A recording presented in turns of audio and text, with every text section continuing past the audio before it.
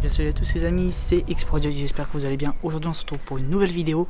On revient dans le passé, il y a près de 7 ans. Je vous mettrai juste ici à peu près la réalité quoi. Je suis accompagné de quelques jeunes filles, vous verrez pas les visages dans la vidéo, question de respect.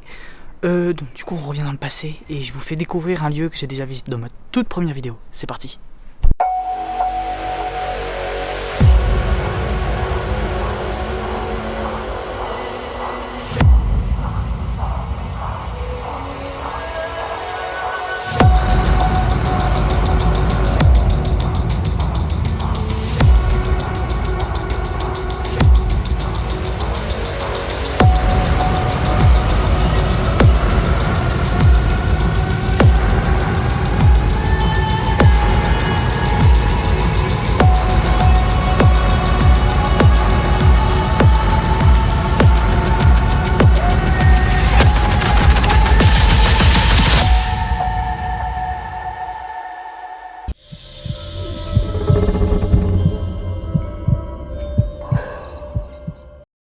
Cette vidéo est réalisée par un professionnel. Alors on commence par une pièce qui est très fameuse dans ce lieu, que vous connaissez sans doute énormément.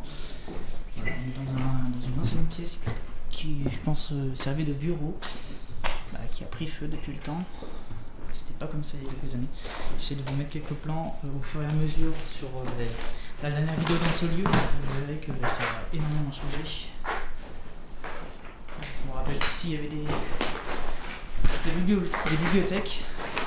Bon, une il y avait la clé, bon maintenant il n'y est plus, mais voilà. On montre la pièce du hangar. Je vous expliquerai au fur et à mesure à quoi servait ce bâtiment. J'ai plus d'informations depuis la dernière fois que je suis venu. Ça a pas mal changé depuis le temps, ça s'est pas mal dégradé. Mais le lieu reste comme typique. Le problème actuel c'est qu'on est, comment on dit ça, un peu en retrait. Parce qu'on est en train de se demander s'il n'y a pas quelqu'un dans le bâtiment qui traîne. Alors bien évidemment, avant d'avoir commencé, on a fait un tour du lieu. Et là en fait on est en train de chercher potentiellement quelqu'un. J'y crois pas trop, mais on sait jamais étant donné que le lieu est pas mal prisé en ce moment par les urbexeurs. Là on arrive dans la cage d'escalier iconique de ce lieu qui est franchement vraiment pas mal. 2 étages et tout autant de bois, de sculptures. On est vraiment dans l'architecture bordelaise pure, ce qui fait que du coup on est un peu plongé dans le temps, comme si on était dans une maison bordelaise en fait, comme je viens de le dire, et qu'en fait tout était à l'abandon, tout était stoppé. C'est un peu, comment on dit déjà, post-apocalyptique. C'est vraiment cette ambiance-là qui est vraiment touchante actuellement. J'espère que ça va aller mieux, mais bon, ça devrait aller je pense. On monte dans les étages du bâtiment. On espère qu'on va croiser personne et que ça ira. En tout cas, je trouve que l'architecture est vraiment très belle. En fait, on voit qu'à travers ici, il y a des anciennes rosaces qui ont été complètement murées, je pense, pour préserver le motif justement. J'essaierai de trouver l'emplacement pour le faire en drone, de le voir de l'autre côté, vous puissiez le voir. Voilà, on se retrouve vraiment dans une pièce emblématique du lieu. C'est vraiment la pièce la plus fantastique de ce lieu si magnifique, qui regroupe, comme je l'ai dit tout à l'heure, de l'architecture bordelaise et un peu de creepy, etc. Enfin, c'est vraiment une ambiance très très particulière et qui se perdure dans le temps parce que j'étais déjà venu, comme je vous l'ai dit, à l'époque, en 2019. Et ça a changé par le temps. Bon, malheureusement ça a été dégradé, mais en vrai je pense que ça n'aurait pas été dégradé, il n'y aurait pas eu tous ces tags, etc. Juste le fait que ça prenne l'humidité, etc., je pense que ça aurait donné quelque chose d'encore mieux.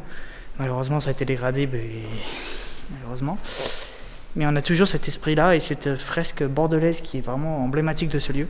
Et ça c'est vraiment magnifique. Vous me connaissez, j'ai effectivement fait des recherches sur ce lieu. Et je peux vous dire qu'il a été créé en 1909 par une alliance de 2 familles pour créer une liqueur jaune très prisée par la métropole. Mais une vente à une association a été faite due à la faillite de cette entreprise qui, pourtant, était très prisée par cette métropole. Comme je vous l'ai dit, ça a été tagué malheureusement, mais bon, on a toujours la grande fresque bordelaise avec les croix, Je sais pas si c'est censé être la vie bordelaise, mais ça ne ressemble pas trop. Mais voilà, les drapeaux, les bateaux qui partent sur l'époque où il y avait des navires, quoi. Et c'est vraiment quelque chose de spécial. On en arrive dans le dernier étage, c'est vraiment l'étage le plus flippant de tous. Parce que tout simplement on est sous la charpente. Cet endroit est vraiment flippant, de jour en jour et de semaine en semaine. Mais franchement, j'adore cette ambiance, c'est incroyable. Je pense qu'à l'époque, ici, ils archivaient toutes les archives du bâtiment. Que ce soit pour l'ancienne usine de liqueur ou pour aussi tout ce qui est vin ou des choses comme ça.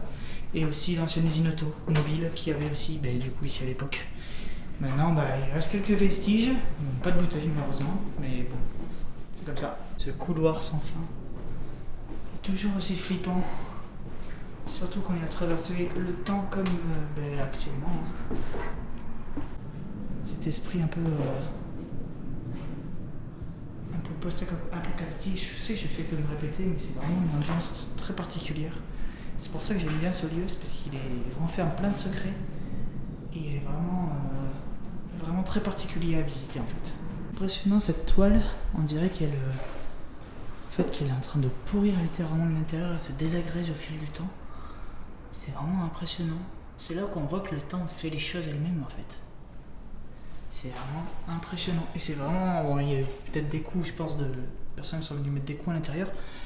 Mais en soi, après tout le reste, c'est vraiment la nature qui fait les choses, quoi. À partir de cet escalier, juste ici, là on est au bout du bout. Bon les amis, j'espère que cette vidéo vous aura plu.